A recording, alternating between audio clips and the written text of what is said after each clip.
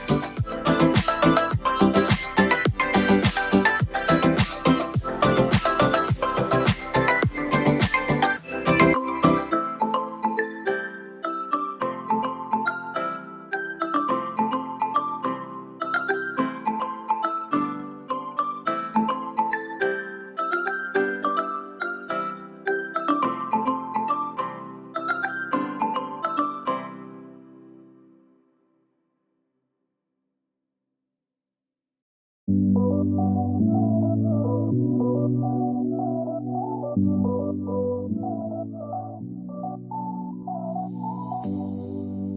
are my warm place.